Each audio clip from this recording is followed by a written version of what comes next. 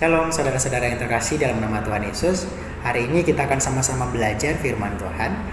Tentunya kita pasti mendapatkan atau memperoleh rema yang berbeda-beda dari pembacaan dan perenungan akan firman Tuhan. Nah saudara, tema yang saya ambil hari ini adalah bertahan di dalam kesesakan. Nah tentunya kita pasti berpikir saudara ya, gimana sih caranya untuk bertahan di dalam kesesakan sementara kita mengalami pergumulan yang dahsyat, ya, pergumulan yang hebat, pergumulan luar biasa. Mungkin kita mengalami kekecewaan terhadap teman, terhadap keluarga sendiri, bahkan juga mungkin kita mengalami ketakutan akhir-akhir ini, sakit penyakit atau apapun yang kita alami saudara. Tentu kita akan berpikir gimana caranya untuk bertahan dalam kesesakan. Bagaimana caranya? Nah, firman Tuhan menjadi jawabannya tuh saudara. Nah, firman Tuhan, kita belajar firman Tuhan dalam Mazmur 62 ayat 2. Dikatakan bahwa hanya dekat Allah saja aku tenang, daripadanya lah keselamatanku. Hanya dekat Allah saja aku tenang, daripadanya lah keselamatanku. Saudara, ini adalah hal yang pertama saudara, mendekat kepada Tuhan. Bahkan firman Tuhan juga berkata, mendekatlah kepadaku selama aku berkenan untuk ditemui. Saudara, jika Tuhan yang adalah Allah yang mencipta segala sesuatu, Allah yang memiliki segala sesuatu, mau dekat kepada kita, siapakah kita saudara? Nah, Allah saja mau dekat kepada kita. Oleh karena itu, mari saudara kita mendekat kepada Tuhan saudara. Dan apa yang kita alami ketika kita dekat kepada Tuhan, maka kita akan mengalami ketenangan. Dalam kehidupan kita pribadi saudara, tentunya ketika kita punya teman saudara, kita punya sahabat, tentunya akan berbeda saudara. Cara kita berbicara, cara kita sharing kepada teman dekat kita itu berbeda dengan teman-teman yang baru kenal 1, 2, 3 hari saudara. Itu pasti berbeda.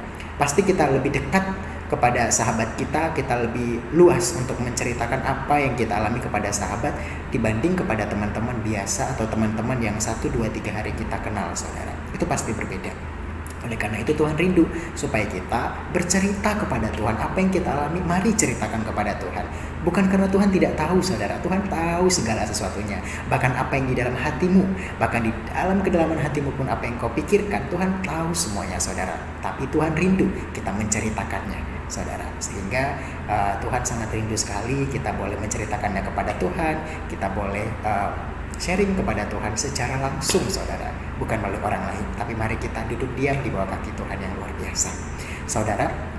Yang kedua saudara, kita juga bisa baca firman Tuhan di dalam Amsal 10 ayat 28. Harapan orang benar akan menjadi sukacita, tetapi harapan orang fasik menjadi sia-sia. Saudara, ini adalah hal yang kedua saudara, bersukacita. Firman Tuhan katakan bersukacita. Ya, apapun pergumulan hidup kita memang tidak gampang saudara. Ketika kita mengalami kekecewaan, kita disakiti oleh orang lain, masih mampukah kita bersukacita? Yes, kita mampu bersukacita ketika kita sudah dekat kepada Tuhan. Karena orang yang dekat kepada Tuhan, dia akan selalu bersukacita. Apapun yang dialami, pergumulan hidup apapun yang dialami, dia akan senantiasa bersukacita. Sehingga orang bisa kagum kepada kita. Dan orang akan berkata bahwa kamu masih mampu ya bersukacita walaupun kamu sudah mengalami hal yang seberat ini, kamu masih tetap dapat bersukacita. Nah, kita bisa jawab kepada teman kita, semua itu karena Tuhan. Nah, inilah menjadi salah satu jalan bagi kita untuk memberitakan firman kepada teman-teman kita. Karena mereka melihat gaya hidup kita, mereka melihat bagaimana cara kita menyikapi, meresponi segala sesuatu yang terjadi.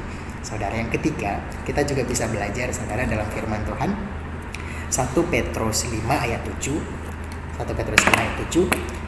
Serahkanlah segala kekhawatiranmu kepadanya, sebab ia yang memelihara kamu. Saudara, firman Tuhan mengajar kita, menegur kita, mengajak kita saudara untuk menyerahkan segala kekhawatiran hidup kita hanya kepada Tuhan saja. Kenapa saudara? Karena dia yang memelihara kita. Tidak akan mungkin saudara, dia Allah yang memelihara kita, membiarkan kita hidup di dalam kesengsaraan, penderitaan terus-menerus. Tidak mungkin saudara. Dia Tuhan yang luar biasa. Dia Tuhan yang baik sekali bagi kehidupan kita. Oleh karena itu Tuhan sampai-sampai bilang loh dalam firman-Nya, dikatakan di sini, serahkanlah segala kekhawatiranmu kepada Tuhan, maka dia yang memelihara kamu saudara.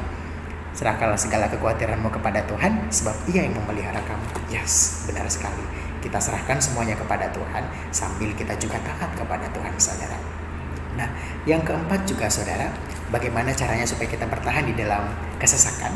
Yang keempat adalah percayalah kepada Tuhan dengan segenap hatimu dan janganlah bersandar kepada pengertianmu sendiri. Yes. Titik poinnya adalah jangan bersandar kepada pengertianmu sendiri. Karena ketika kita mengandalkan pikiran kita saudara, itu kita sedang tidak percaya kepada Tuhan.